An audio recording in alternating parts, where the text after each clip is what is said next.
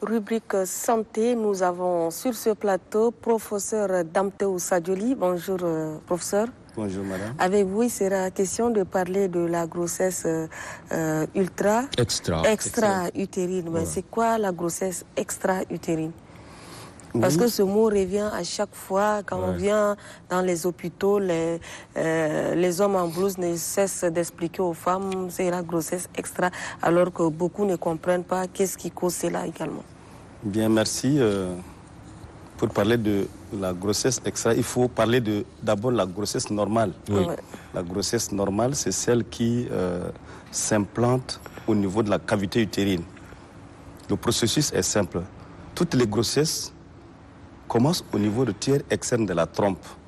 Ça veut dire que toutes les grossesses sont au début extra. Et après la fécondation, il y a donc la formation d'un œuf qui va donc subir une migration de la trompe vers la cavité utérine. Et ensuite, ça s'implante au niveau de la cavité sur l'endomètre, sur cette cavité qui ressemble à un triangle. Mais maintenant, il se peut qu'il y ait des facteurs favorisant le retard de migration de cet œuf fécondé.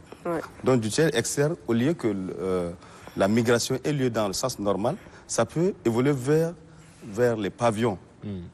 Finalement, ça s'implante au niveau de la cavité péritoniale ou soit au niveau de l'ovaire et finalement, on se retrouve avec une grossesse extra-utérine. Ou encore, ça reste même au niveau de la trompe. Donc il y a donc plusieurs facteurs qui font en sorte que cette migration ne se fait pas dans le temps. Et au fur et à mesure que l'œuf fécondé quitte la trompe, le tiers externe de la trompe pour arriver dans la cavité utérine, ça croît. L'œuf c'était d'abord 2 cellules, après c'est 4 cellules, après c'est 8 cellules, 16 cellules et 32 cellules. Ça veut dire, au fur et à mesure que ça se divise, ça augmente de taille. Et si l'augmentation devient très importante, pendant que la migration est retardée au niveau de la trompe, ça se fixe à ce niveau. Donc il y a une implantation au niveau de la trompe, ou soit au niveau de la corne de la trompe, ou encore ça peut même descendre un peu plus bas, au niveau du col de l'utérus. Donc tout ceci constitue donc une grossesse qui est extra-utérine. Il y a donc plusieurs formes de grossesse extra-utérine. Oui, effectivement, il y a, en fonction du lieu d'implantation, en fonction de la topographie, il y a plusieurs grossesses extra-utérines. Quand c'est au niveau du col, on dit que c'est une grossesse cervicale. Tant bien même que c'est dans la cavité, mais comme c'est pas au lieu habituel d'insertion, d'implantation de l'œuf fécondé, ça, on aboutit à la formation d'une grossesse cervicale dont le développement va entraîner une explosion du canal cervical. Donc c'est une grossesse extra-utérine. Ça peut se fixer encore au niveau de la corne de l'utérus. La partie de la trompe qui pénètre dans l'épaisseur du muscle de l'utérus, qui est très mince, ça se fixe à ce niveau. Et lorsque ça évolue jusqu'à un certain temps, ça entraîne aussi une rupture. Ça peut se fixer sur la partie la plus fine de la trompe, qui est l'isthme, ou encore la partie la plus longue, qui est un peu sous forme d'un pavillon, qui est sous forme d'une ampoule. Celle-là, c'est la forme la plus fréquente. Donc il peut aussi avoir une fixation de la grossesse extra-utérine sur l'ovaire. Dans ce cas, on dit que c'est une grossesse extra-utérine, mais elle est ovarienne. Elle peut même être abdominale. Ça veut dire, au lieu que ça soit fixé sur l'ovaire, sur la trompe... La femme porte la grossesse avec son dos, c'est ça? Oui. Abdominal. Oui, abdominal, effectivement. C'est dans le ventre, en dehors de l'utérus. Souvent, c'est une grossesse qui est secondaire. Lorsqu'il y a une grossesse indésirée, il y a nos jeunes sœurs tentent de faire un avortement provoqué. Une manipulation endo-utérine par peut-être des techniciens non qualifiés. Finalement, ça entraîne une perforation de l'utérus. Et l'œuf qui est encore petit se retrouve dans la brèche et ça tombe au niveau de péritoine, c'est-à-dire de la cavité où se trouve l'utérus, mais en dehors. Finalement, ça peut se fixer sur un intestin, ça peut se fixer sur certains tissus, l'épiplomb, ça peut être fixé n'importe où. Et dans ce cas, le placenta se développe et il se forme une grossesse qui est extra-utérine, mais abdominale, qui est souvent associée à des malformations, même si ça évolue vers le terme. Oui, mais professeur, il y a certaines grossesses que l'œuf étant déjà dans le col de l'utérus et qui ne développe pas. Qu'est-ce qui empêche le développement? Non, ça, vous faites allusion à des grossesses qui sont initialement normales, c'est-à-dire au niveau de la cavité utérine qu'on appelle grossesse intra-utérine. Dans ce cas, il peut arriver des facteurs peut-être infectieux, toxiques ou métaboliques, qui font en sorte que la grossesse s'arrête. Ou soit des facteurs chromosomiques. Souvent, c'est les malformations chromosomiques qui font en sorte que la grossesse n'évolue pas. Donc le sac gestationnel est là au niveau de la cavité utérine, mais l'embryon n'évolue pas, ça s'arrête. Et finalement, on parle d'une grossesse qui est arrêtée. Mais cela peut aussi évoluer vers le 2e, 3e trimestre.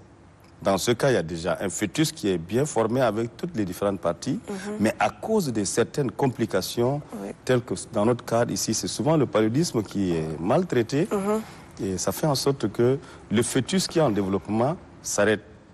Globalement, professeur, quelles peuvent être les causes des grossesses extra-utérines? Parler des causes, je préfère mieux qu'on parle en termes de facteurs de risque. Ce sont les facteurs de risque, ces éléments, quand ils existent, ils favorisent la survenue de cette grossesse qui est ectopique, qui est en dehors de site habituel d'insertion. Dans notre contexte ici, c'est souvent les infections pelviennes, telles qu'une bactérie qu'on appelle le chlamydia. Donc c'est une infection pelvienne qui est associée souvent à des adhérences, comme des cols. Ça altère la qualité de la muqueuse tubaire et ça fait en sorte que la muqueuse devient cicatricielle. Et la migration de l'œuf fécondé n'a pas lieu. Deux fois, le canal est rétréci. Donc l'œuf fécondé évolue, ça se développe, ça grossit, mais arrivé à un certain niveau de la trompe, le canal devient très petit et finalement ça s'arrête. Ça s'arrête à ce niveau, mais le développement continue. D'autres facteurs, c'est la motilité. La physiologie fait en sorte que lorsque la fécondation a lieu au tiers externe de la trompe, il y a donc un péritatisme, un mouvement au niveau de cils tubaires qui balance l'œuf de l'extérieur vers l'intérieur. Mais à cause de, par exemple, l'utilisation de certains toxiques tels que le tabagisme, peut faire en sorte que ces cils-là sont inhibés. Et ce péritatisme est inhibé. Finalement, le développement ne se fait pas dans le temps.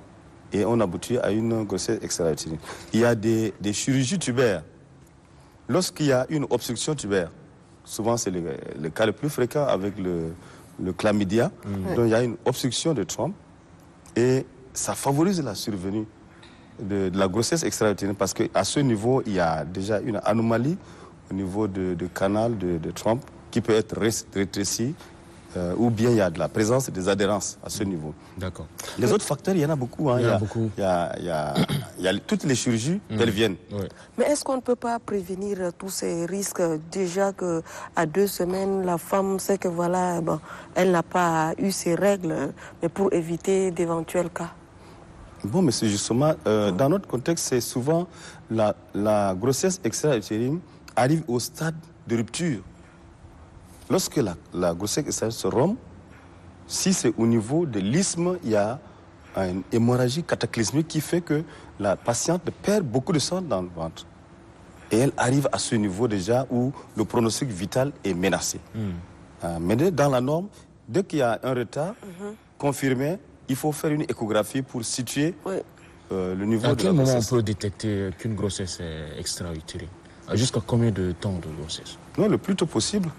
Même à 5-6 semaines, on peut retrouver. Lorsque ça se fixe en dehors du site habituel, on le retrouve. Et souvent, c'est très difficile lorsque ceux qui font l'échographie ne sont pas entraînés. Et la solution, la technologie fait en sorte qu'il y a une sonde de l'échographie. Au lieu que ça soit par voie pelvienne, on utilise une sonde endovaginale. Et comme ça, la sonde reste au contact direct des organes et ça permet une bonne détection de cette grossesse extra-utérine, même si c'est au niveau, si c'est encore petit. Professeur, est-ce qu'une grossesse extra-utérine peut compromettre la fertilité de la femme enceinte? Absolument. Absolument. Parce que lorsqu'elle est déjà extra-utérine et que le diagnostic est tardif, imaginez que cette grossesse se fixe au niveau de la trompe et il y a une rupture de cette trompe. Ça veut dire que cette trompe qui portait la grossesse extra-utérine est déjà foutue. Parce que pendant la prise en charge, on sera obligé de faire une salpingectomie, c'est-à-dire une résection de cette trompe. Là, à ce niveau, si les 2 trompes ne sont pas de bonne qualité, si la trompe contralatérale est par exemple obstruée, Finalement, le pronostic, la fertilité sera mise en jeu parce que c'est souvent la trompe qui a une bonne qualité là, qui prend la grossesse extra-utérine. Donc la grossesse extra-utérine peut effectivement mettre en jeu le pronostic vital de la femme. Et favoriser les fausses couches?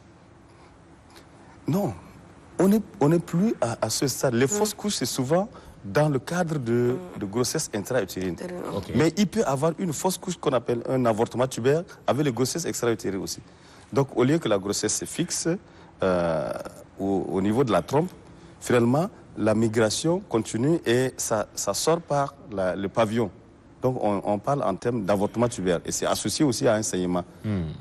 Pendant la chirurgie, souvent dans notre contexte c'est la chirurgie avant, c'est-à-dire la laparotomie, on retrouve que les trompes sont de bonne qualité, les franges tubaires sont normales, mais il y a un saignement endotubère qui prouve qu'ici il s'agit d'un avortement tubaire et on retrouve le produit de conception dans la cavité péritonéale. Oui, mais professeur, quelquefois, on nous fait croire que la grossesse extra-utérine peut aussi causer la mort de la femme. Absolument. Si il y a un retard dans la prise en charge. Parce que comme je disais tout à l'heure, souvent dans notre contexte, on reçoit des femmes au stade de rupture. Puisque ce n'est même pas développé, ça peut entraîner la mort? Non, mais oui. Parce que lorsque c'est au niveau de la trompe, au niveau de l'isthme, à ce niveau, le calibre est petit. Et lorsque le développement se fait à ce niveau, vous voyez, sous la pression de la masse, il y a une rupture. Et il faut vous dire qu'au niveau de l'isthme, il y a une hypervascularisation de la trompe. Et dès qu'il y a une déchirure, le saignement est cataclysmique. Vous voyez, l'homme, la femme, a dans son corps 4 litres. Et si elle vide les 4 litres dans la cavité péritonéale ou abdominale, le cœur s'arrête. Et on perd souvent des patientes s'il y a un retard de prise en charge. Alors, professeur, avant de vous laisser partir, puisqu'on nous signale que le temps a écoulé, on a la chance d'avoir un professeur gynécologue. Ouais. Très souvent, on a affaire à des docteurs gynécologues. Là, c'est un professeur, c'est un niveau très élevé. Est-ce que les nouvelles perspectives, quelles sont les nouvelles perspectives en matière de recherche sur la grossesse extra-utérine? Bon, les perspectives, je crois que c'est lorsque les soins de santé sont de bonne qualité, c'est déjà un atout pour éviter ces complications. C'est parce que nos patientes, nos femmes ne sont pas dépistées précocement des causes des facteurs de risque qu'elles arrivent souvent avec des grossesses extra-utérines où les facteurs de risque sont très élevés dans notre contexte à cause de cela. Mais si les soins médicaux sont de qualité suffisante, par exemple dans le cadre de la prise en charge, on n'est plus au stade de faire une laparotomie, c'est-à-dire ouvrir le ventre pour faire la prise en charge de la grossesse. Le diagnostic est précoce et la prise en charge peut consister en une cœlioscopie, c'est-à-dire une chirurgie endoscopique sans ouvrir le ventre. Et là, c'est une chirurgie micro-invasive, il n'y a pas assez de problèmes, il n'y a pas assez de morbidité. Il y a aussi la possibilité de faire un traitement médical. Lorsque le diagnostic est précoce, avec une échographie de bonne qualité, au lieu qu'on fasse une laparotomie, on peut, en fonction du score de Fernandez, opter pour un traitement médical. Donc injecter des produits, soit au niveau du sac gestationnel, ou bien injecter un produit qu'on appelle le méthotrexate à cette patiente et entraîner une mort de la grossesse extra-utérine. Donc ça permet la conservation des qualités de la trompe. D'accord. Mais sinon, nous sommes des grands consommateurs et les autres ont déjà tout fait pour nous. Professeur Damteo Sadjoli, merci infiniment d'être passé pour vraiment cette fourniture énorme d'informations. Ouais, on a beaucoup appris. Sur les grossesses extra-utérines. On a beaucoup appris, surtout moi en tant que mère, j'ai beaucoup appris. Comme toutes les femmes qui nous regardent d'ailleurs. Merci. Merci aussi à vous, monsieur Abderrahmane Choua. La lecture se poursuit, chers fidèles téléspectateurs. On prend une pause, on revient juste après.